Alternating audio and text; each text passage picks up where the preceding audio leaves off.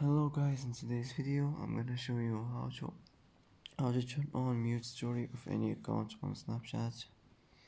Easy and quick. First, choose uh, choose from chat any account you want and hold on it like this. And here you will find story settings. Click on it, and here as you see you will find mute story. Just click like this, and it will be turned on. And that's it for today.